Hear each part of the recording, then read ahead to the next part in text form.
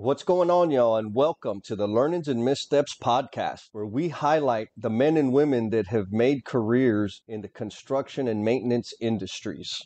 Hey, Jesse, can you tell me a little bit about today's discussion?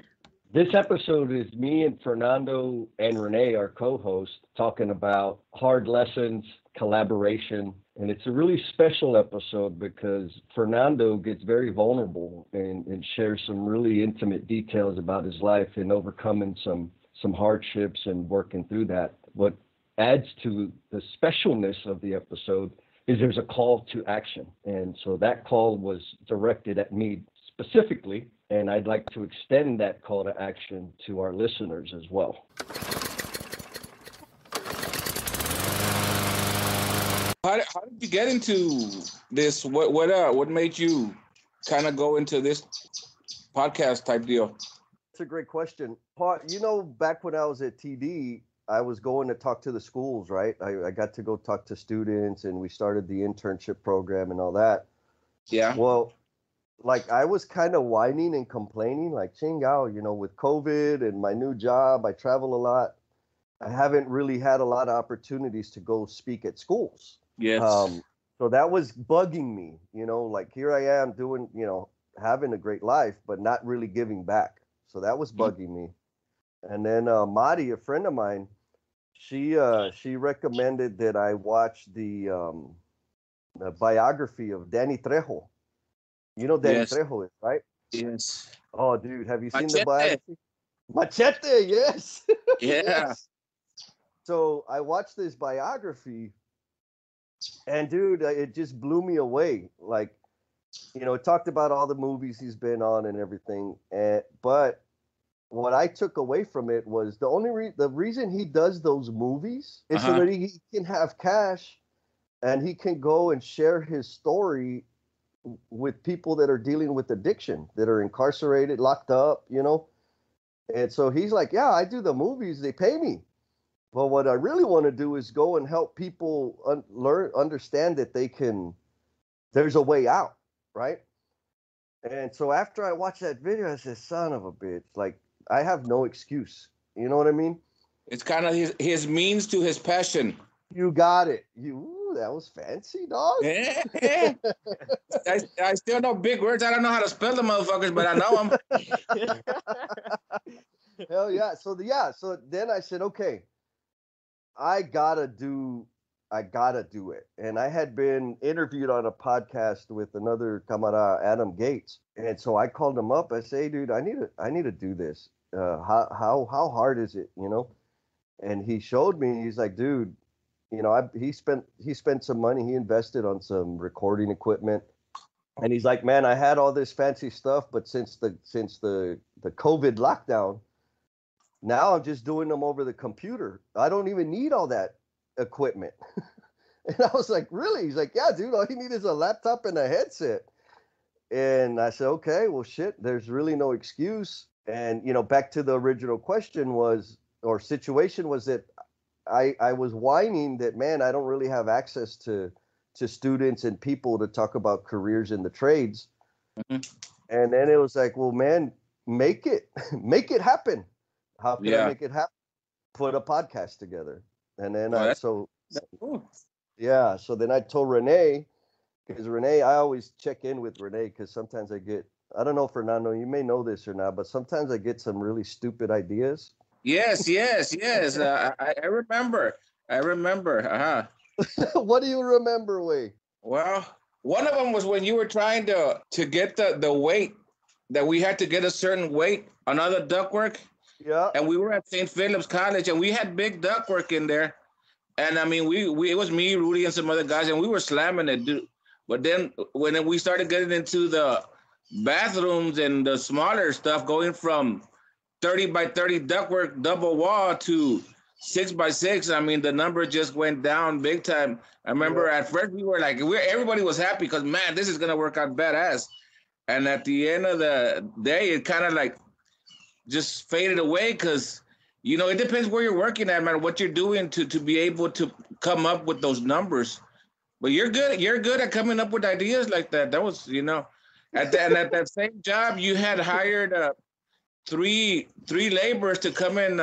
One was supposed to drive the forklift, and when I got on there, you told me to tell him to go ahead and well, I needed a certification. So this dude's like, I got no certification. I don't know. I just drive a forklift. And I mean, it just turned to shit, man. But at the end of the day, dude, we got it done, brother. We got it done. So yeah. good memories. Yeah, man. I can come up with some bad ideas. Hey, And man, so, but it's like Einstein or whatever. A thousand bad ideas to one good idea, man. You're gonna hit it, and I think you've hit it right now. It's just a trial and error type thing.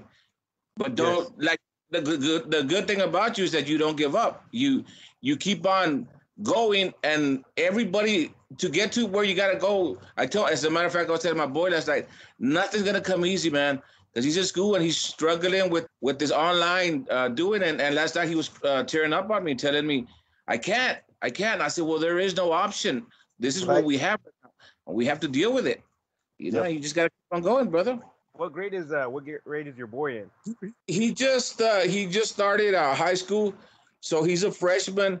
Well, as you know, it's a quite a big leap from going to junior high to high school, and then on top of that, to do the actual online just computer with nobody around. You know, he tends to drift away pretty quick. You know, and he's just having a lot of problems. And I've heard that we had like a 30-minute discussion with one of his teachers last night, as a matter of fact, that a lot of kids are having problems with they just can't focus. And I mean, he's teared up and he tells me, I need to go back to school. And we actually send him back to school for a week. Then we heard that at Edison a couple of people had gotten COVID. So my wife pulled them out. We'll put both kids out again, and now they're back to online schooling. But it's hard on everybody, man. So we just got to deal with it, man. And that's what I'm telling him. You got to keep on going. You can't quit. Why did you accept the invitation to be on this episode? I was kind of not leery, but I was confused. Why me? I mean, I'm sure, you know a lot more people that are a lot more interesting. And basically, I go back to, I'm not a very educated person. I lack a lot of skills when it comes to technical stuff. And I was honored that you even thought about me, to be honest with you. And I said, well, if it's something that will help someone, especially young kids, I mean, that's my passion, like, to help these young kids coming up, to say, hey, there is a future out there for you. You don't have to be a doctor. You don't have to be a lawyer, but you can have a good job. You can have a good opportunity. And you just have to be willing to work for it. Again, with my lack of experience in the computer field or technical field, rather, I felt that I couldn't do much, but you can, because there's a lot of people like myself that have difficulty, with technology nowadays, but you can still get a job and have a good life, provide for your family. So I guess that was one of the main. What do you want the audience, the listeners, to know about you? Well, like everybody else, I'm proud of what I do. Like my job, it's provided for me and my family. I mean, we're not rich, but we don't lack. We have a nice house. We have a loving house, and that's the main thing. But to just come from where you were at, kid from the barrio, and in my eyes, I've succeeded, because I had a very hard growing up. So I just want them to know that you can do it, man. You can do it. And we've done it. And when I say we, I mean you, your brother, and honestly, you're one of the people I do admire, because of the fact I've seen when you were young and what you're accomplishing right now. And that's badass in my book, man. So, man, thank you, Fernando. Thank you.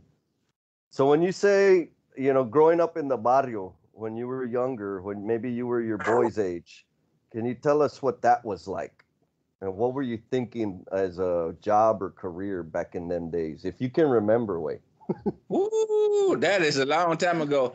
But yeah, I grew up in the neighborhood over there by Fox Tech off of Flores and Euclid. That was a barrio back then, and I mean we were barrio strong. I mean, it's basically when you see these movies, there was 30, 40 young cats between the ages of 10 and 19, and we'd all hang out, and particularly around my house in that area. And it was a pretty bad neighborhood, which to us, bad neighborhood at that time meant it's a good neighborhood because, nobody messes around with our neighborhood, that type of deal. Yeah, yeah. Well, I went to Twain, Mark Twain. After that, more than half of the people went to Edison, and I went to Tech. I graduated from Tech. La Tecla, yeah. La Tecla, number one. We always would be Lanier. No, that's not true, but we say we did. But like I said, I went to Tech. I was very good at art. That was my way out because I've always had difficulty with writing, but I was very strong in art. So that pulled me through high school, and I even graduated. I don't know how I graduated. After that, I became a truck driver for a while. I was driving a linen truck. That made pretty good money, but at the same time, it got to the point where you just get stalled, and you can only go to a certain amount of money, and that's it. You're not going to go any further. And I did that in several companies. That I was a driver. I worked for another company delivering sheetrock, which I guess now I'm paying for it because that's a back-breaking job. Whoever's done that knows that it's a hard work. Yeah. All these jobs are hard work, but luckily I've powered through it and stuff. And when you asked me what I wanted to do, what I really wanted to do when I was a youngster was I wanted to be a commercial artist. Yeah. I've never told that to, my family. The secret's out. The secret's out, yeah. I wanted to be a commercial artist. But at that time, I was young, and it was something, I did get a job in the office, and I started doing lettering and stuff, but it was, at that time, 19 years old, all your buddies are out hanging out and partying and stuff, and you're in the office with elevator music, blaring all day long, and I could not handle it, man. And I said, I need something where I'm going to be outside and where I can cuss and I can be cussed at and, that type of deal. Yeah. So I left that behind. So what are you doing now? As far as what? Like work. What are you doing for work now? Oh, I work where Jesse used to work at. I work at TD Industries. It's a good company. I've been here 18 years. As a matter of fact, what's today's date? The 13th, right? 17th. 17th. Okay, on the 28th, I have 18 years. I'm looking to retire from the company, and it's a good company, and I've met a lot of good people along the way that have helped me out. And, that's where I'm at. And, like with Jesse, one of my passions is when young kids come in, I'm not that type that I'm afraid to teach them because they're going to take my job. Because that's evolution, man. Yep. You go, boxers, whatever, they need to realize, whoever, that you're going to be a point that they will take your position. And in my eyes, it's better that I help them. And then they say, hey, this old dude helped me out, rather than, man, this dude was an asshole to me. And he tried to just push me and not teach me anything. And now that I've seen it a lot with the times I've been in this company where your helper becomes your boss 10 years from now. And if you've been, not a good person to them, they will remember. And vice versa. If you've taught them well, they'll take care of you. I mean, that's my opinion. That's the way I see it. The different people say, I ain't gonna teach anybody anything, because they're gonna take my job. Well, eventually they're still gonna take your job, sucker. So that's life. Yeah. So Fernando, what does it feel like when you get to see your helper advance in their career? To me, it's badass. First of all, before I I answer this question, I just have one thing to say that years back, 14 years ago now, I guess, I had an aneurysm. And back when I had my aneurysm, I lost long-term memory. And I have, I don't know how you describe it, but I have feelings or, give me a second. Yeah.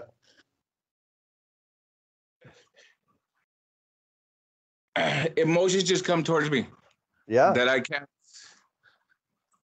can't stop, you know, and it might be anything, just like our conversation right now. Yeah. We talk about things and I get real emotional. Yeah, man. And that's part of where they operated on my brain. It was a long-term memory loss, emotions. I kind of like can't hold my emotions back sometimes.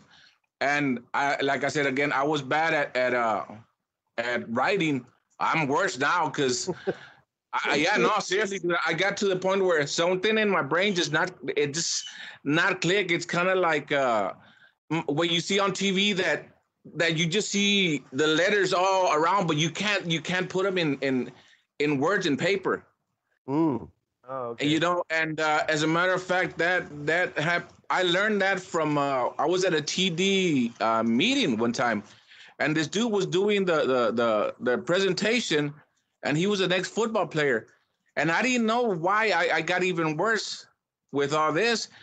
And he said that he used to be a football player, and with all the concussions that he took in his head, it messed up something in the head, and they operated on him too, and he had that same problem. So that's why he started being more of a speaker, because he had a hard time trying to put something on paper, and now he had somebody that would edit the stuff for him because he couldn't write, and this had to do with something in the brain where they messed it up.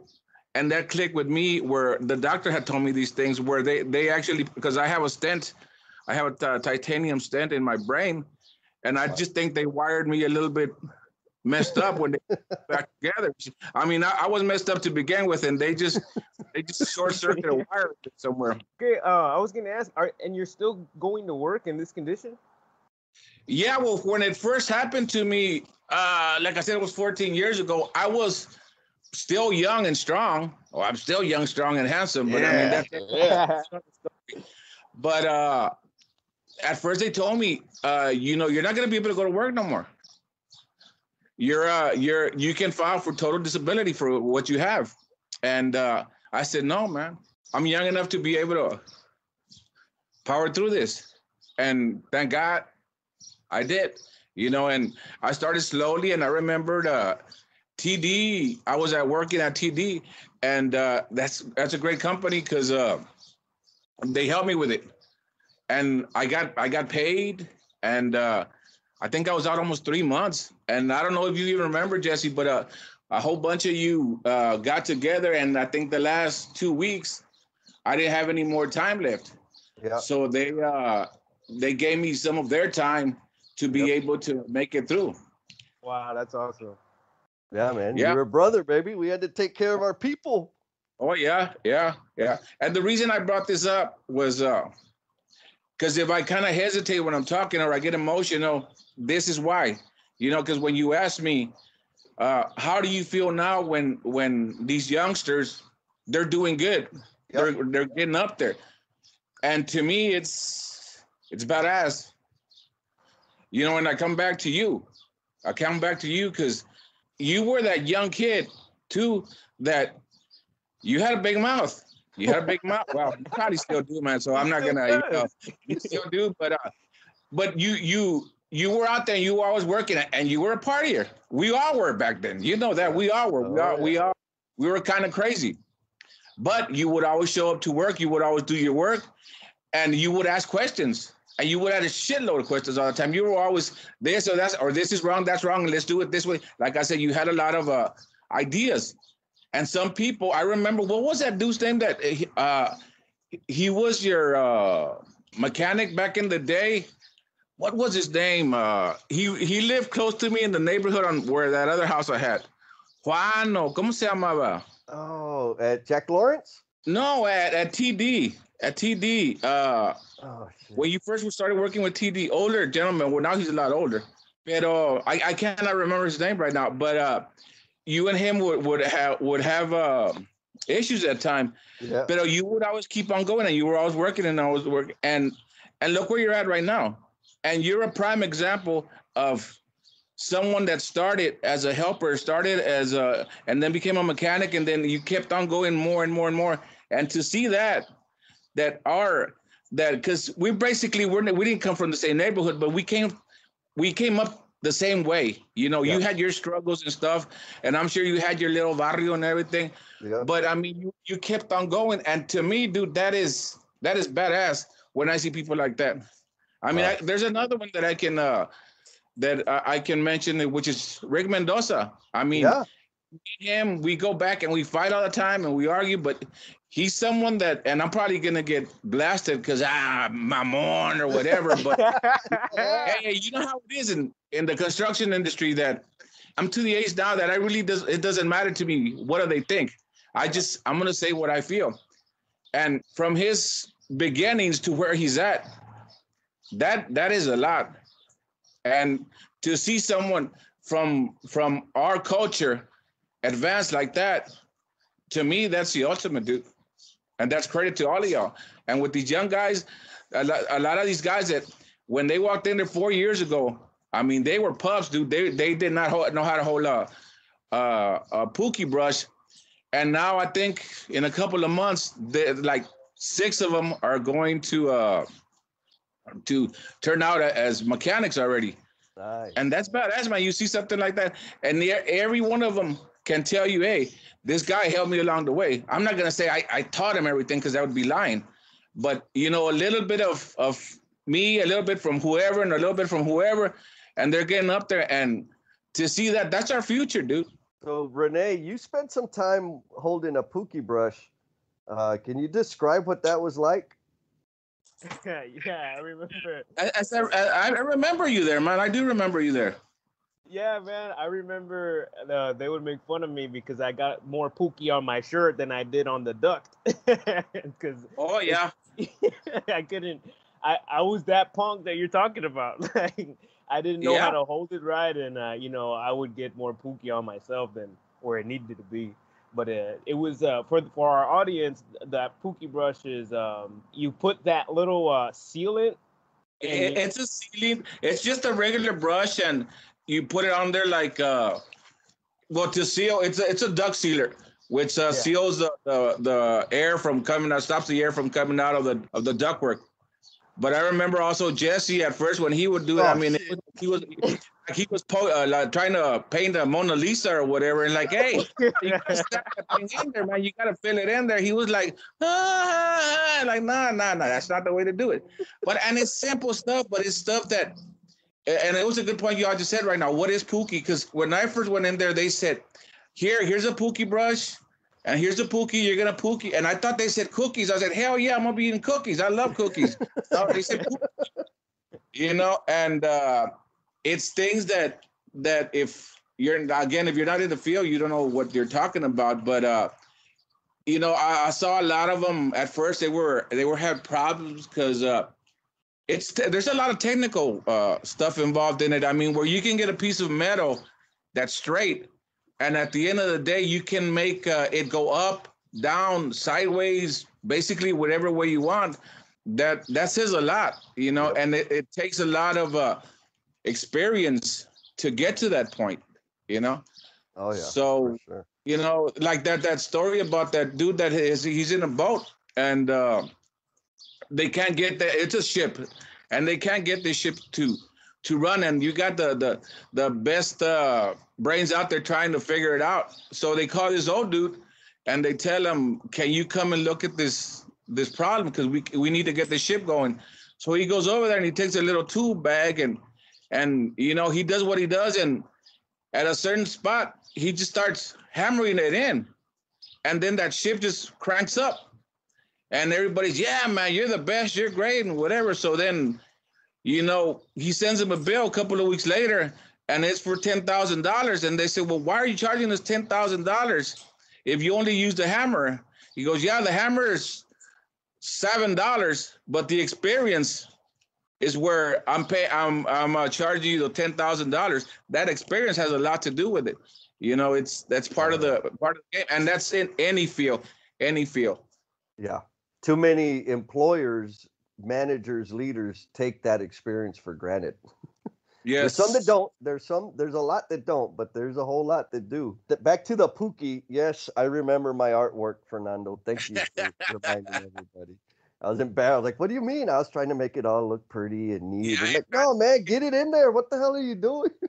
I think I even saw you once or twice kind of wet your finger and try to, you know, make clear lines on it. What the hell are you doing this? Yeah. I also remember Rene kind of complaining, like, man, all they got me doing is pooking and it's just busy work. Kind of like he didn't feel like it was real sexy or important work. So that's the question, right? Was that important work? It is, man. It is, because that's part of the whole system. I mean, you need to do everything. If not, I mean, think about it. They're putting an air system in your house. It's supposed to go into your bedrooms and your bathrooms and your kitchens, and without this sealant put on properly, you're leaking all this air and it's going into your attic. In the long run, you're cooling your attic instead of where you want to cool in your bedrooms, in your kitchen, whatever.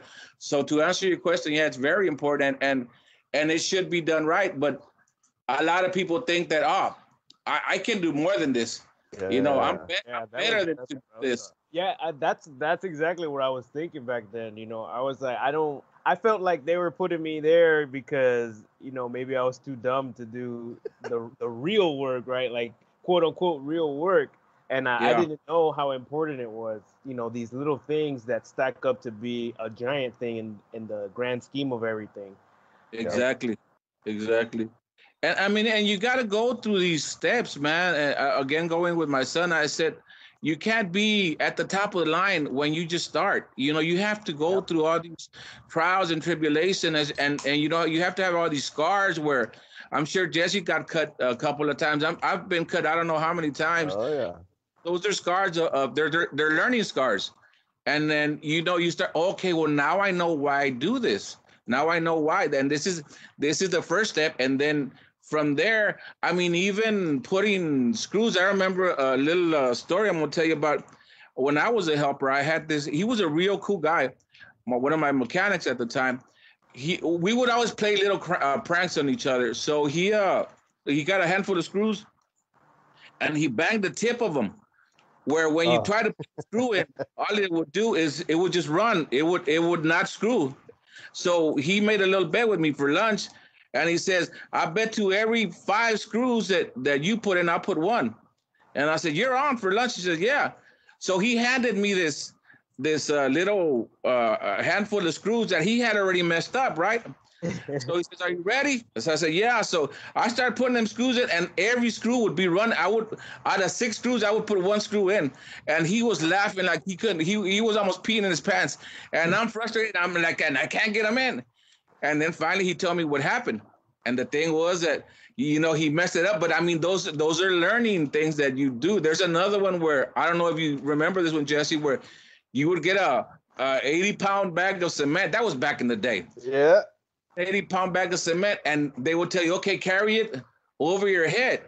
Yep. So, you know, you're strong and like, man, 80 pounds, that ain't nothing to me. So when you put it over your head, somebody gets a knife and cuts it right in the middle of the bag. So guess what? All that cement is right on your head. Yeah. You know, there are things that you would do back then to I guess to get your apprentices ready to, okay, now you know not what to do again next time. So, you know, if someone ever did that again to you, you know that, hey, I ain't playing this one.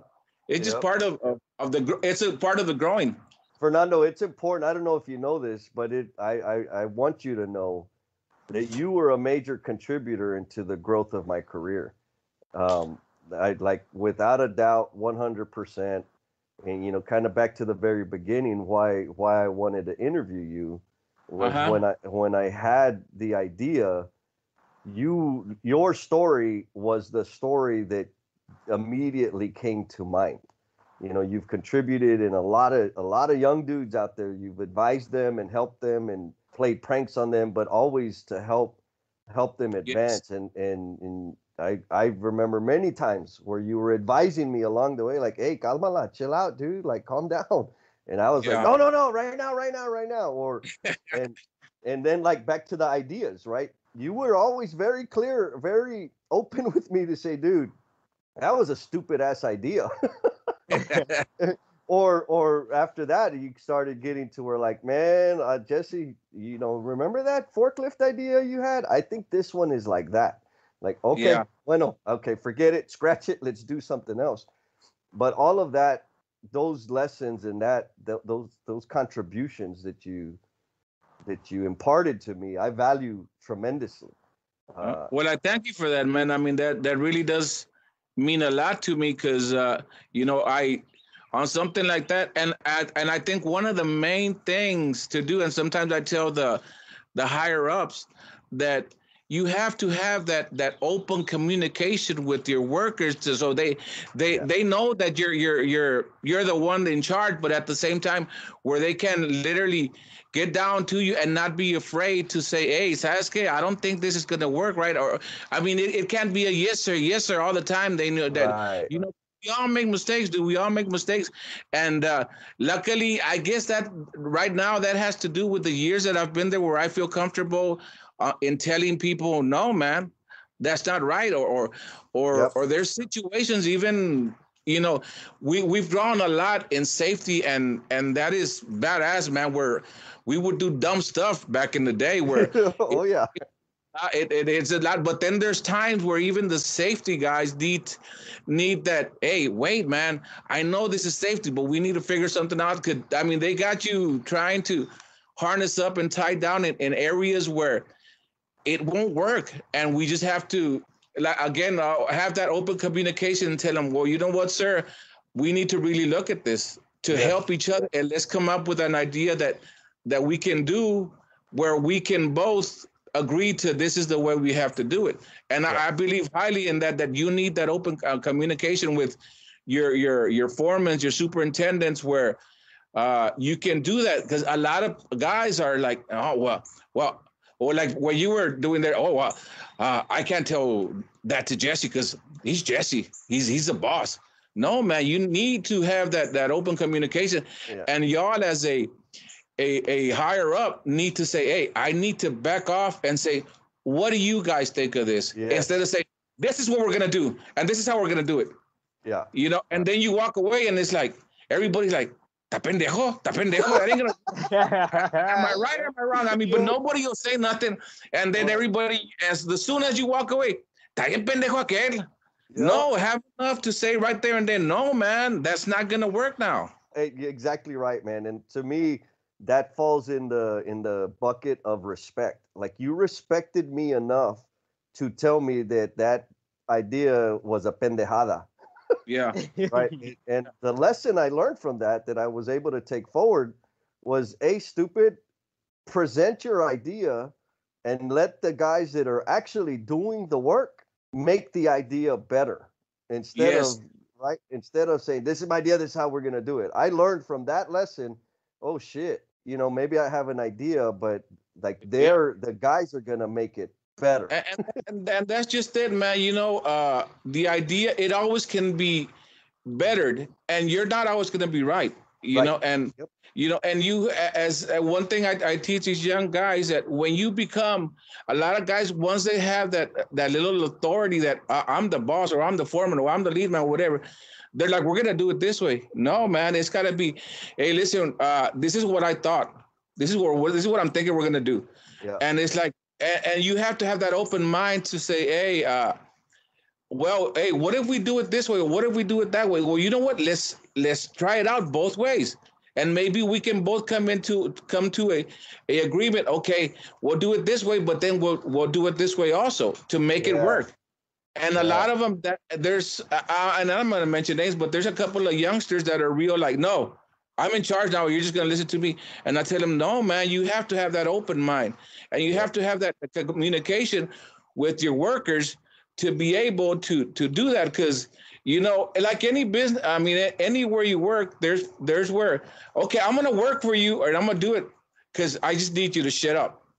Yeah. And then there's the other ones. No, dude, this dude's helping me out. So, I'm gonna try to do it the best I can because he's backed me up and I'm gonna back him up. And to me, that's the best way to do where you can work as a brother to one another. I mean, and brotherhood is a lot to me. You know where I'm coming from. Oh yeah. That hey, you know what? Let's work together. Then just do it because this is what he told me and I think it's wrong, but I'm gonna do it and I'm not gonna say nothing. That doesn't help anybody. Where did you and Jesse meet? Uh-oh. At TD?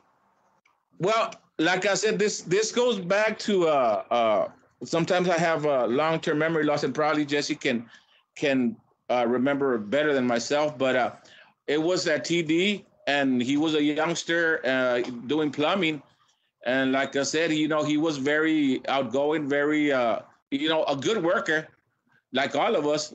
But as far as me saying where exactly I met him for the first time, I can't remember. I know we used to party together and do pendejadas together back in the day. But I think that would be a question more for you. Where was the first time we met, Jesse? Dude, we met at Jack Lawrence. Was it? See, like I said, I had that long-term memory loss. Yep. So it was Jack Lawrence. It was Jack Lawrence. What's Jack Lawrence? What's Jack Lawrence? Jack Lawrence, they're a mechanical contractor in San Antonio. Oh, okay. And man, that was back in, let's see, 96, like between 1996 and 1998, maybe 99. Yeah, around that time. And I was, I was like a second year apprentice at that time. And Fernando's being gracious.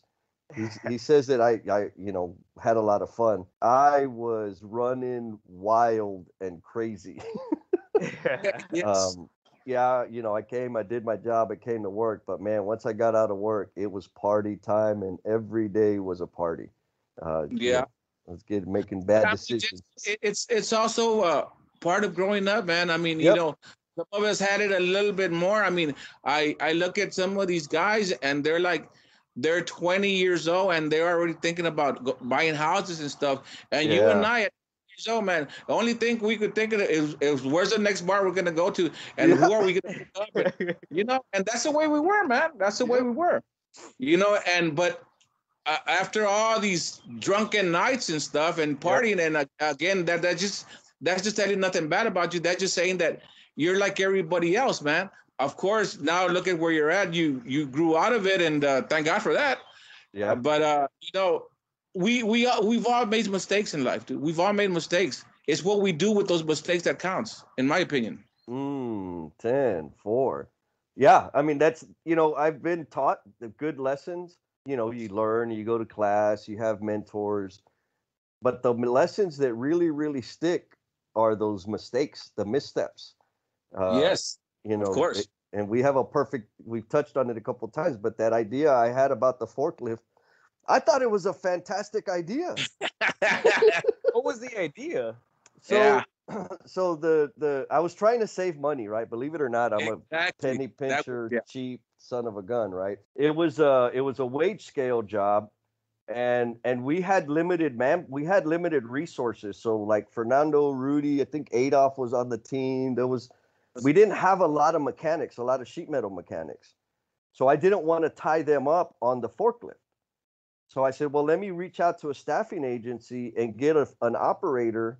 This way our mechanics can receive the duct, stage it, and go to town and installing it. And these other dudes, they can just load the material and fly it up to the second floor. And wage-wise, those guys were going to be getting paid half as much as what Fernando and the other guys were getting paid. So most of it was me just being a cheap ass. But what I didn't take into account is that these guys didn't know how to operate the specific piece of equipment that we were using. And so it just turned into a big giant damn mess. And for not like I think in that situation, I didn't talk to anybody about the idea. I just did it. Yes. And then when I came the next day, later in the evening, whenever it was, Fernando was like, dude, what the hell were you thinking? These guys, like, whoa, what happened? I'm like, oh shit, I didn't think about all that. And he's like, man, that was a stupid idea. And I'm like, and it hurt my feelings at the moment. But when I reflected on it, it was like, you know what? have talked to the guys. Like I was only thinking about how can I save money and maximize the manpower that we had. Yes. I wasn't thinking of all the practicality of the idea. And I know if I would have presented it to the guys and Fernando, like I said, I could always count on Fernando to be honest with me. It didn't matter what position I was in, what position he was in. He was going to be honest with me. And I value that immensely. And so that, again, there was a painful mistake. It was an embarrassing mistake. But I learned from then, like, okay, just because you have this idea, dummy, that's in Jesse land. You got to let everybody else know because they're going to make it better. In a perfect world, it'll work. But yeah, and that just goes back to the type of work you're doing. I mean, because people look at even a painter and you say, man, that's easy job, and anybody can do that.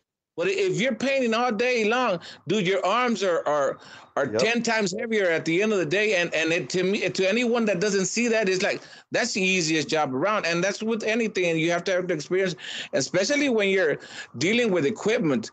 I remember that guy, because we would, in that particular situation, he wasn't even seeing where he was putting the material. Someone was giving him signals, which was Rudy. And when he went up there, that guy's telling me, this guy's giving me all these signals that, hand gestures, and I don't know what the hell he's doing. I mean, right there and then I stopped it. I said, no, man, because you're talking about a piece of equipment that can easily maim or kill someone, so, you have to have like, no, man, you need to get off of that thing right now. And, they're little things, man, but you gotta, like Jesse's saying, okay, let's talk about this, man. And is this the right guy you really want for this position at the time? And, and even now when I say about positions, I'm a lot older now. These higher ups also need to think, okay, I have a young man like yourself, or like your brother, not yourself, because you're an old dude too, like your brother. You put someone that's my age to say, okay, I need you to hump all this material up to the 3rd floor, 5th floor. I'm like, okay, you come back 30 minutes later and I got 2 pieces up there. And I say, hey, man, I'll do it, but it's going to take me damn all day to do it.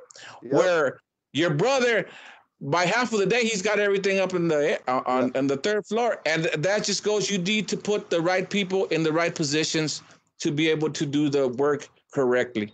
Absolutely. So I want to go back to the commercial artist. What I understood was you did it for a little bit and like you were doing it, and then you discovered, oh man, I can't put up with this elevator music.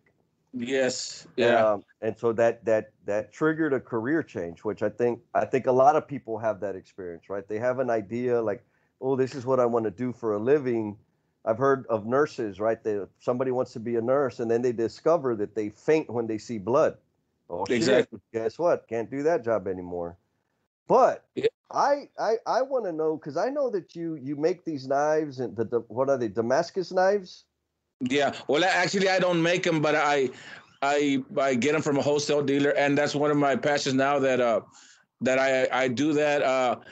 I'd say a knife like that costs somewhere between 130 to 150 at gun stores, because that's where I first found out about Damascus knives. So luckily, I know a lot of people in a lot of different positions, let's just say it like that, that I can get them at a real good price, and then I just turn around and make a little bit of money, and that's something that just, I guess I'm looking more in the future where I can, when I'm not going to be able to do what I do, so that's something I fall back on. How do you deal with that itch, the artist within Fernando? How do you feed that itch? At times right now, I mean, like even with my son, I try to teach him. Well, right now there's 2 of us left. Well, not 2. I got 2 kids left. Me and my wife adopted 5 kids. All 5 of them are siblings. They all they're from a previous relationship that I was in. I was basically their grandfather.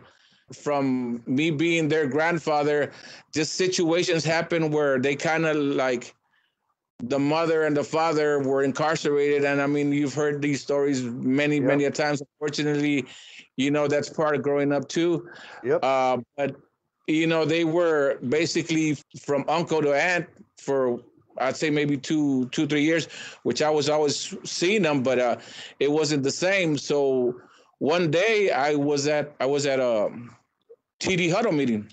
Yeah. And I got a call from the youngest, which at that time, I think she was 11 years old. And she told me, Grandpa, CPS is here and they're going to take us. And at that time, I had just gotten married to my beautiful wife right now. Yeah. And I think we were, I think, 2 months, something like that. We had just got married. And I got home and I said, well, of course, he knew my history and about these kids and stuff. I mean, it was not new to her. But as far as actually being around the kids 24/7, she wasn't there. And I mean, I got to give my wife, you know, all the credit in the world for doing that. So I got home and I said, hey, I'm just going to pick up these kids for a couple of days till the CPS thing settles down. And then hopefully they'll go back to the mom. And she says, well, yeah, sure. And I said, because if not, CPS is going to take them and they are basically going to split them up because there was 5 of them. So we brought them over to the house. Luckily, we had just bought a 3-bedroom or 4-bedroom house at the time, or 3-bedroom house. And we got them all in here. And it started, well, they were happy because, like I said, they knew me. I'm Grandpa from day one. Yeah. But my wife, she knew them, but not to that extent. So from a week, it went to 2 weeks. From 2 weeks, it went to 3 weeks. And then they said, well, do you want to foster these kids? And well, my thought was, of course I do. I mean, I don't want to lose kids. But that was me because, you know, they've always been in my life and I've always been in their lives. But with my wife, I was scared because, I mean, to lay something like that on any person, to say, hey, and I mean, we're married and Jesse, I'm going to bring 5 kids over now. And you're like, wait, man, I didn't sign up for this. And I wouldn't blame her at all. Again, this is when the emotions set in sometimes. Yep. But she said, no, you bring them and they need a place to stay.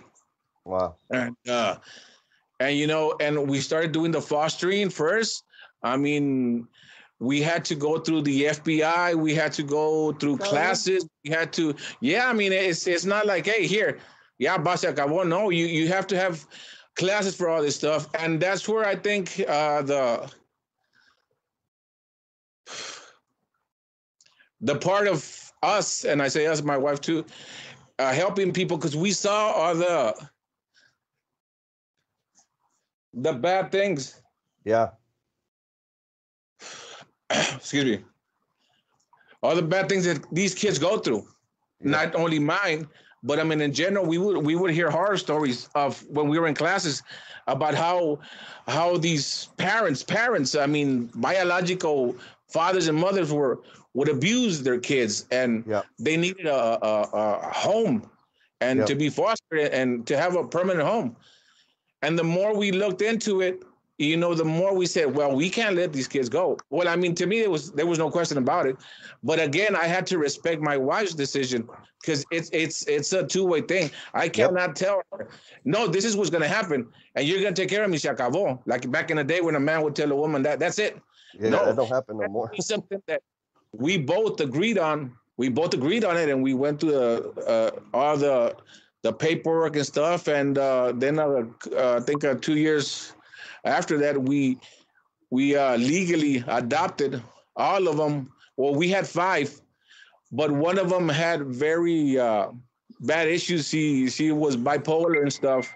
Yep. So I couldn't adopt her because CPS told us that she needed a lot of help financially to be able to go to all these counseling and this therapy. And they said, you know, at this time, I think it's better that she stays in CPS where we can give her that financial assistance that she needs, where you can't give it because you already have 4 right now with her. It would have been 5. But nevertheless, I still never stopped seeing her. And to this day, she's already got a baby. She still calls me grandpa, and we see her on a regular basis, and she comes to the house. So she's still part of the family. She never left us. The only thing with her, honestly, that one I could not legally adopt to put our name, but all the other four, they grew up. The two of them, the oldest boy, he's already working at Coke right now, and he went through a bad time too. And I'm talking about because he was one of the oldest, so he saw where his parents were doing, and he kind of was rebellious for a while as growing up. You know, from his 17s to his 19, you know, he was like, well, I'm gonna do my thing, whatever. And you know, we went through a lot of struggles, man. We went through a lot of struggles, and he even got incarcerated at the time. But through God's will, he's settled now, and he got a job at Coke, and he's doing good. And the oldest daughter, she's married. She's working on her second child. Unfortunately, her first child passed away. He had heart issues, and you know, and it's just part of our lives, man. You know, but thank God we have a family. You know, we have a big family now, and you know, I think we need a bigger house because every time that there's a family gathering, it seems that the house getting smaller and smaller because there's more people now. There's boyfriends and there's husbands and you know all this. And my wife had a previous son from her other relationship, which is he's a badass son too to me. So he would be the oldest, and then the other four. So in total we got 6, and then we got grandkids, and so we're blessed, man. We're blessed. You've always had a heart and a mind for helping others. I know that people need to know is the amount of commitment that you've put into your motorcycle club, and what y'all do. So can you tell us about that, the fundraisers you do, the annual events? I stepped down as far as the club concerns, but you know, where I don't wear my colors anymore, but I am still very involved with it. And my wife, she is with they're called Armor of God, and it's a motorcycle ministry, which if people don't know, it's the same thing. There's a MC and the MM, which MC is motorcycle club, and MM is a motorcycle ministry. And what these organizations do, and they're nonprofit organizations, like the one that we've been helped out, we were helping out for years. And before that, I had my own club going, and that's where I learned that there is so much help out there for these kids that they need all this help, especially like if you go to the courts and stuff. Yeah. I mean, you have these kids that even the parents, because the parents are struggling to either to pay the rent, to buy groceries, or to buy a toy for the kids in Christmas and stuff. And a lot of these people don't have that money. And it's like, mijo, I need to pay the rent. And, you know, I can't buy you anything. And that kind of goes back when I was a kid. That was my situation. It's like, hey, tu papá tiene que pagar la renta o la luz, or he has to pay this. And so, I mean, if you would get a toy, that would be badass. And I've seen now where kids actually get toys and they kind of toss them away, and then they open another toy and they toss them away, and they don't know.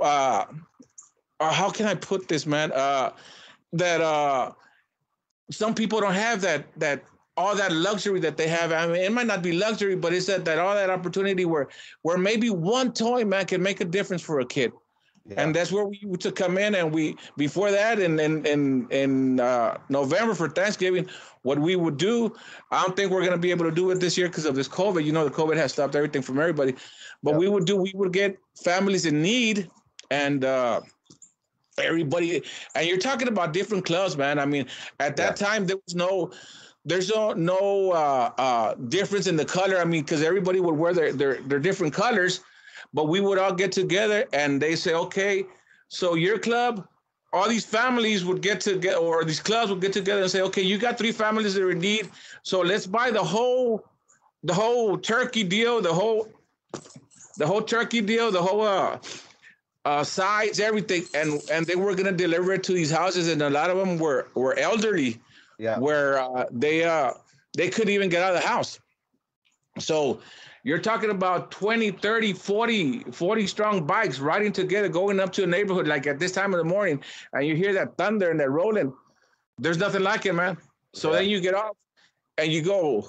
Of course, these people by this time already know, but you go knock on their house and you got these 40 guys that are, wearing dark sunglasses with beards and tattoos and stuff, and they're knocking at your door. And they deliver this Thanksgiving dinner. Yeah. And these people just they just appreciate that. And even in your heart, all these guys, like I said, the way they look, I mean, there's a lot of people that say, oh man, you see these biker clubs or these people dressed up like that, and you think that they're some hardcore bad people. And then after that, at the end of the day, hey, you'll go and sit in a bar and drink a couple of beers and talk about it. But you're helping out, and you help out all these different people and these elderly and these kids. And in Christmas, what we would do, at first it began as we had all these families. And again, it was the same thing. We would ride up to the houses and knock on the door. And by that time, everybody knew, okay, this house has 2 kids, a daughter and a son that are 10 and the other one's 15. So we would buy gifts accordingly to those age differences. Yeah. And then, there was a Santa Claus in the back, and they would take pictures and stuff. And I mean, the families were, man, so grateful to us. And it just makes you feel good. Yeah. So it got so big that we couldn't do that no more. So then they started doing that in places where we would do a whole thing to be able to get all these people involved.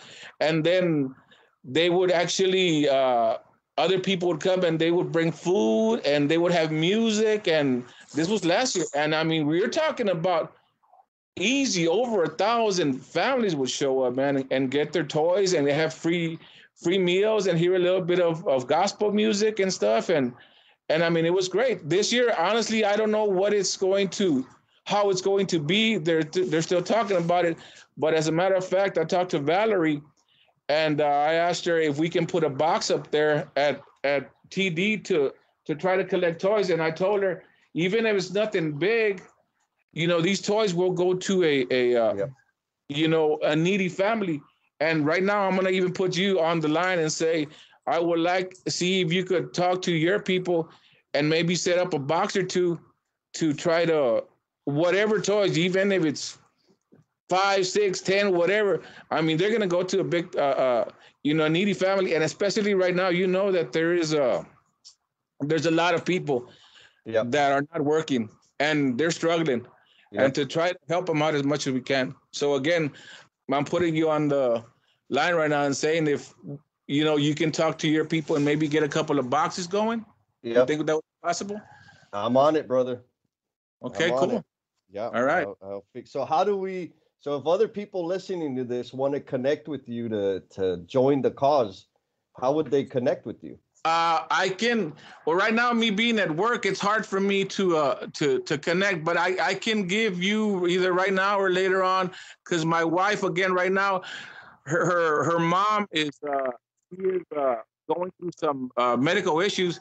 Sure. So she's not there all the time. But she was a coordinator, and I'm sure with something like that, she can still coordinate with them. And I'll give you her number later or right now, whatever you want. And they call her Smiley. She's a coordinator. Yeah. I think you've met my wife. She's 5 feet of nothing but heart, man. But I mean, with me, she can throw me a sartenazo once in a while too to get my ass in line and stuff. But she's all hard, man. She's all hard. She's a great woman. I'll give you her number, and if anybody's interested, that would be badass, man. The more people that know, the more gifts that would be collected. The more gifts that would be collected, the more kids that would be helped, man. So, and I remember early on, you invited me to one of those things over there on the west side. Yes. No, it's right there off of Brazos and Guadalupe. And I remember you had one year I went early on, and you were giving away bicycles también. Oh, yeah, that's another thing. I mean, they would get together. I mean, we got to the point where the ministry rather got to the point. I think they were giving away like over 150 bikes, dude. Yeah. I mean, and that's awesome. Yeah. And of course, to 150 bikes, 1,000, it's nothing, because there would still be a lot of kids that would go out with no bike. But I mean, the kids don't understand that. Right. I mean, they all wanted a bike, but so what would do? They'd give the parents a ticket with a number, and then if your number would be called out, I mean, there would be certain size bikes for certain ages, like from 10 to 12, from the 12 to 15, blah blah, and the bigger the bike, the older the kid. But I mean, it was great, man. It was great. I don't know if that's going to be to that extent this year. I know they had at first, before all this started, they wanted to, I think, even do it at Wolf Stadium this year, something. But unfortunately, with all this that's going on, it messes it up. It messes it up. But I mean, there's still a way. There's still a way, and even if it's not like I was telling my wife, even if it's not a big thing. I mean, I even thought about that this morning. We'll go stand in right there on Guadalupe at the Guadalupe Church, and literally give these kids toys if that's what I have to do. Yeah, we can make it happen. And if it even would go to that extreme right there, I mean, I would invite you and whoever want to go and say, hey, you know what? This is what we do, and to help out, dude. That's it. Help out and see the happy faces. Yeah, man. Those smiles are priceless. Exactly. So, Fernando, what are your plans for the future? I mean, you've lived a full and generous life. What do you see in the future for you? Well, now that the kids are growing up, our future, and when I say our future, I mean me and my wife, I would like to, later on, we've discussed it, and maybe buy a little RV. And a little bit of traveling, as a matter of fact, I've been looking into it. I got a couple of more years of work left in me. But after that, the kids, the youngest is 15. So by that, I mean, I'm talking about not going for months and months, but maybe going on a weekend and coming back on, I don't know, a couple of days and stuff where they can take care of themselves already. And, just kind of, I don't want to be that guy that can't do anything anymore, that is going to be bedridden because all he was thinking about was working 24/7. There's got to be a point in life when you say, hey, enough is enough. I've done what I had to do. Now it's time for me to relax a little bit. I've never been much about fishing or stuff because where I grew up, my dad was really never around. So we were never taught anything like that. But just to go out and sit by a lake or travel a little bit, man, and be able to experience some happy times with my wife and when the kids can go with the kids. And, I don't want to live a luxurious life, but I want to live a good life. I would say that you've lived a good life. I mean, you're a good man and you've done a lot for your community, for the people you care about, for the people you work with. And I think you enjoy or you've earned that time or that the ability to go and chill and relax and enjoy some downtime with your wife. Yes. So I hope you get that, man. Well, I don't hope. I know you're going to get it because you deserve it, man. So here's a tough question. Are you ready? Yes. What advice would you give all the young carnalitos that are coming into the trades? What advice would you give them?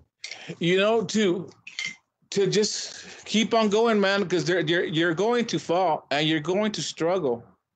But don't give up, man. Don't give up because there is a better life out there.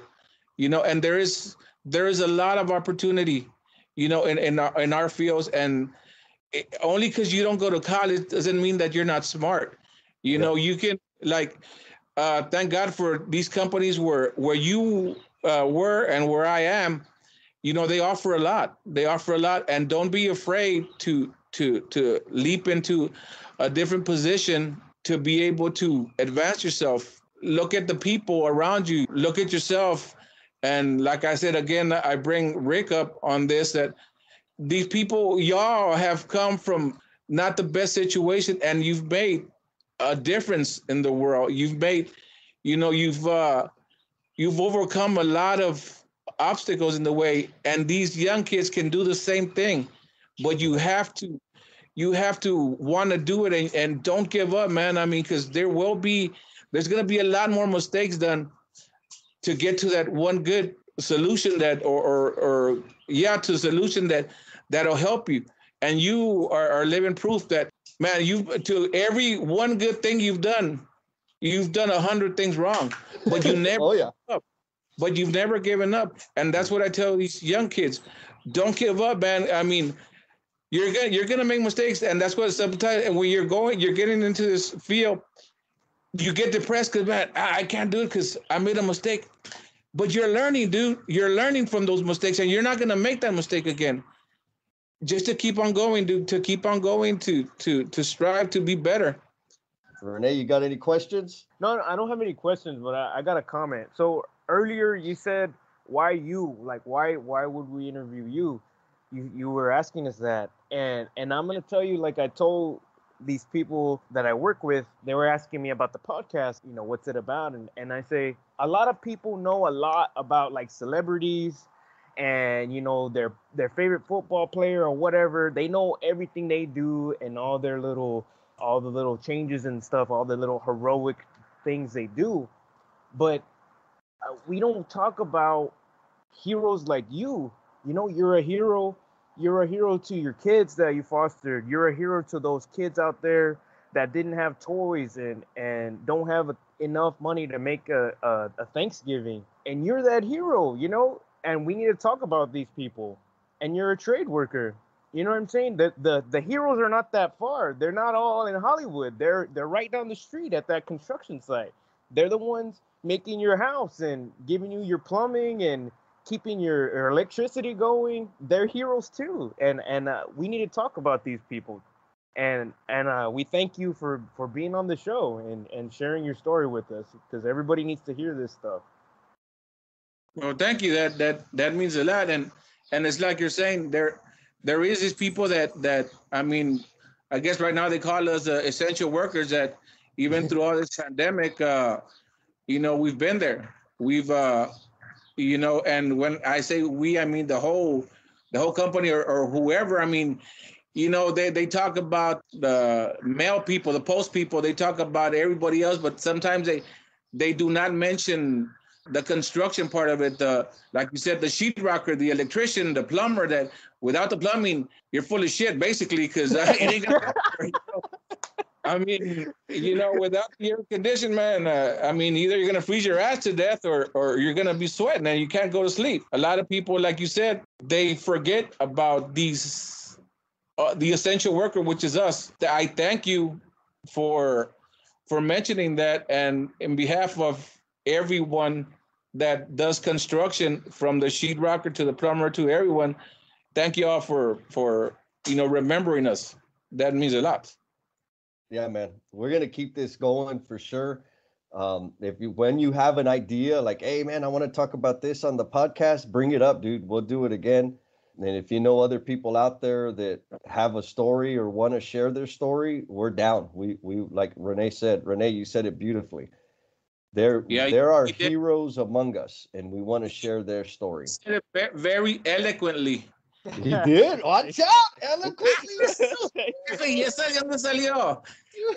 I watch Nickelodeon, so just so you know. One thing I wanted to touch with you, Jesse, is and maybe you can look into it, because about the apprenticeship program, which is a badass program, but maybe it needs to be updated. Back when I was in there too, they have a lot of, especially the first and second year, they're doing a lot of things that were back in the 50s and 60s, where needs to be outdated, because there is no more. I mean, it's good to, I mean, you have to have that experience, but there has to be something where it has to be updated for these youngsters, because it has to be interested for them. And they're teaching them things from 20, 30 years ago, which they don't even do anymore. And that's maybe something that you can look into and say, hey, we need to kind of update our curriculum, so these kids can be interested from day one, Yeah, no, that's a great point. I mean, the way the material was created, one, it's the subject matter, right? So what I'm hearing you say is some of the subject matter is outdated. Those practices are no Yes. longer applied. I'm gonna give you an example. I mean, back in the day, I mean, you had to have skill. You had to have skill. Where now it's push a button, but unfortunately, that's That's what it that's the is. way things are now, and they're teaching them to like you know what I mean when I say stepping off something where you have to make out of a square, you have to make to square it around, and Yep. you would use a protractor, you will use a divider, and now all it is push a button, you Yep. know, and all that is good to know, but once they are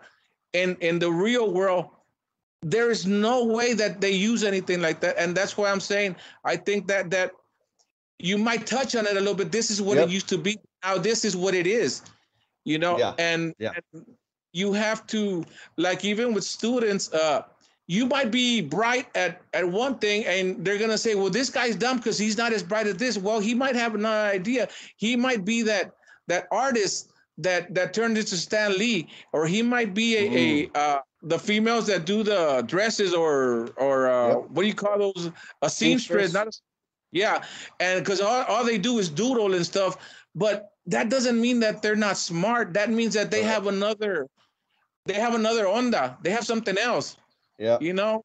Yep. So, you know, you have to help them grow. Mm. And to do that, they have to be advanced. And like, again, I was talking to a plumber, as a matter of fact, yesterday, and I wanted to bring that same subject up there. I was saying that they need a little bit of you know, advanced training and stuff. That he said the first thing they're teaching you, okay, this is a hammer, Yep. this is a screwdriver.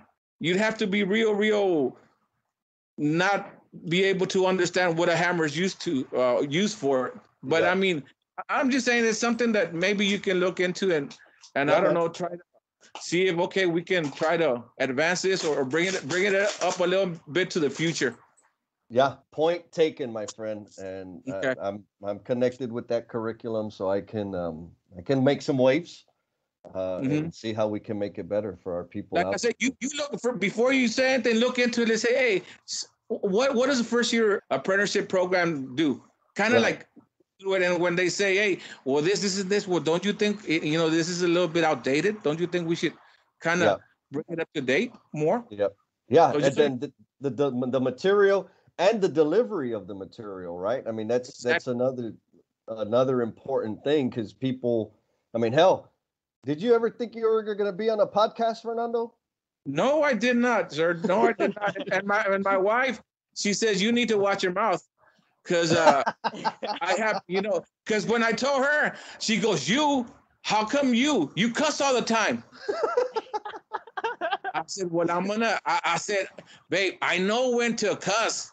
Well, sometimes I don't, because as a matter of fact, last night when I was talking with the teacher, some words came out, not to him personally, but, you know, just the way I am. I mean, it's like I said, we're construction workers. We're used to that kind of language.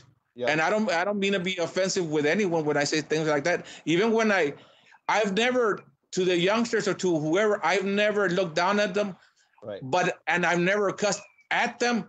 I just cuss at things, you know, Yep. like this fucking thing or whatever. But I've never looked down at anybody, you know, Right. from a janitor to the VP of a company, you know, because we're all the same, dude. Honestly, we're all the same. Because when we're dead, we're all gonna be buried in the same hole. Yes, sir. That's Yeah, right. you've always treated people with respect. There's no doubt about that. You know, back to the podcast. You never Yeah. thought you'd be on a podcast. Hell, I never thought I'd be on a Oh hell podcast. no. Oh Right? hell. And so the point there is there's different mediums to transfer knowledge. Yes. The younger generations, they're more accustomed to digesting information or knowledge digitally. So why can't we do that? And the same thing, like you said, I remember when I was in my plumbing apprenticeship. Yeah, I remember this is a hammer, these are needle nose pliers, all that. Like, oh God, come on, man. Yeah. But I also remember they were teaching us about how to use lead and oakum for sanitary waste systems. Yeah. And dude, that nobody does that. Hell, so to give people context, back in the day, like when I say back in the day, I mean even before my day, Rene, before you say something smart. Lead was used to make the joints between fittings or pipe and fittings. So the plumbers and the apprentices, they would melt these little blocks of lead, get them into molten lead, and pour them in the joint and use oakum to hold it. And then as the lead solidified, it would make that joint so that there was nothing leaking out for waste systems. Now, my goodness, if somebody sees you touching lead, the red alert, right? Oh my God, it's what's the word? It's a hazardous material. Exactly, yes. Right, and it is. But I remember playing with it when I was a kid because my dad was a plumber, right? The same thing with mercury. We used to use mercury in our gauges, and maybe there's still some out there, to test to get water pressure. And I remember me and Ernest used to play with the mercury because it was like you could pull it apart and it would right? Like, oh, this is the coolest. Man, that's poisonous shit. We didn't know that. Exactly. Right. So, but they're still teaching that. But times have changed, baby. So the material needs to be updated. The delivery method needs to be updated. Yeah, man. I hear you loud and clear, Fernie. Well, man, you're putting my ass to work here. Okay. Yeah. It's something, you know, and it's gonna better for everybody, dude. I mean, you know, because I think we're all on the same page, and we all just want for these youngsters to be able to have a better life. And you know, there's more out there if you don't have college or you don't want to go to college, man. And again, what y'all are doing, man, is badass. And you know, I hope more people can actually, you know, see this and say, you know what, this is a trend that we need to follow. As a matter of fact, yesterday when I was talking to the guy, the teacher, I said that I have a friend of mine that they really push the trades for young kids, that because not everybody's going to go to college. And so he says, man, I wish we could do that here, but you know, there's a lot of protocols and a lot of red tape I mean, you know, that to even get to be able to speak with kids and like that in schools and stuff. But you know, keep on going, dude. I mean, you're doing badass, and just keep on what you're doing. Changing the subject a little bit. How's your dad doing? He's doing good, dude. Well, he retired, and it seems like he's shrinking since he retired. Yata ruco, right? I mean, he's getting smaller. He's hunching over. But man, he's still out there, dude. He's still, you know, doing trabajitos, has a little projects, a million projects all over the place at the house, and he's doing good though, man. He's taking it easy. He's one of those people that I still to this day, man, you know, admire and have a lot of respect for that man. I mean, you know, even when we were around, he was already older, but that dude would get down, dude. He was one of the only ones that I would see that he would wear his 2 pouch on his chest. And I'm like, well, why does he wear that way? But I mean, that's the way he did it. And he just kept on going, dude. And I have the utmost respect for that man. So please tell him I said hi when I will, man. I will. Well, there you have it, folks. Fernando Cortinas, the sheet metal mechanic, the mentor, the philanthropist, the artist, eloquent speaker. You like that? Yeah. So, hey, dude, do you have a picture, a specific picture you want to use when we post this on social media? Let me look for something that, you know, because right now I'm on my underwear and stuff. So, yeah. I thought it was just gonna be you and me, and you know, I was gonna go back to the old days. You're like, remember this, Jesse? But oh yeah, man. Yeah, bro. Find a picture you want to use. You know, lace is okay. You get if you want to have your laces on, that's fine. That's cool. That way we could put it on the LinkedIn and Facebook, and that way people know. How do I do that to get that picture to you? Do I have to drag it, or what do I have to do? No, just hey, I'm thinking maybe I'll wear my magic sunglasses too. What do you think? So Rene, do you know what he's talking about when he says drag it and magic sunglasses? No, what's that about? Hello? Go ahead. Elaborate. Just let you tell us. Damn it. This is a bad one. So the click and drag. We were doing, and where were we? We were at Brooks, right? Yeah, we were at Brooks. Yeah. We were at Brooks and we were doing some work. We had to take some kind of security test or something to access another project, another job site. So, you know, it was a, I don't remember exactly what the test was, but we had to do this test. Everybody that was going to be on the job had to do the test, and it was online. And so I set up my laptop, and one at a time we took the test, and then it was Fernando's turn. And this is again how dumb I can be sometimes, or most of the time. I said, "Ole, Fernando, here it is, you know." And Fernando, I don't know, you hadn't messed around with computers before, right? I know. But like I said again, I'm totally illiterate when it comes to computers. So that's where the story's going. Yep, yep. So I said, dude, all you got to do is read the question, click on your answer, and then go to the next one. Like, well, I'll be here if you need help. And there were a bunch of us in the office. I think Doug was there too. Yes, yeah. And there was one part where you had to click on an answer and drag it into the box, right? But Fernando was clicking on it, and it wouldn't go further. He's like, "Hey, Jesse, this thing's not working. It's broken." I said, "Oh, dude, all you got to do is click and drag." Hey, so I did what you told me, brother. You did exactly what I told you. He clicked on the computer and dragged the computer. I mean, like, okay. I mean, hey, yeah. It's like, I didn't know what the hell I was doing. I mean, I barely know how to turn on a computer, and he says drag it, and I'm like, what the fuck does he mean drag it? And then I'm dragging it, and I'm like, hey, Jesse, you need to stop messing around with me, dude. I don't know what the hell's going on here. And Jesse looking at me like, what the hell are you doing, bro? Well, you're telling me to drag this thing. That's funny. True story, brother. True story. Yeah. True story, man. I tried hard not to laugh. I remember I was trying not to laugh, and Fernando said, "Just laugh, Dad. I know you want to laugh. Just laugh." Okay. I'm cracking up. And then the magic sunglasses. Like I said, I appreciate Fernando because he's always treated people with respect.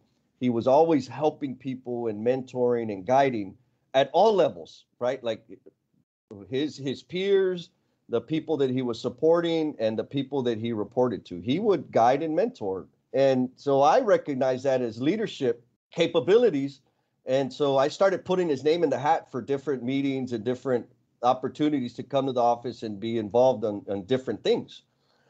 And he had these shaded they were prescribed, right? They were prescribed, yes. They were prescribed, yes. But he was, if I remember correctly, Fernando, you were a little bit nervous about coming to the office to do these classes. Yes. So he comes to the office, and we're in an office, right? Very well lit. And he's got these sunglasses on. Right? And people think like, why is this dude wearing these sunglasses? He's inside. But it was his only prescribed. Yeah, only prescribed glasses I had. The only prescribed glasses he had at the time. And I made a comment like, oh, those are his invisible glasses. Like he's really nervous. So when he puts them on, it helps him feel confident because he's invisible. Yeah. It's my superpowers. I can see you in your underwears and you don't know. That's awesome. Yeah, that was awesome. Yeah. So that was it, man. Oh man, nothing but good times, Fernando. Shit, it's been a good life. Again, I appreciate you reaching out to me and I'll be on the lookout wherever something is that I can call Jesse. 10-4. Yeah, brother. Do it. Man, you've been supporting me for years, and I will appreciate all the support you have going forward. And yeah, I got you too, brother. I got you, man. Thank you.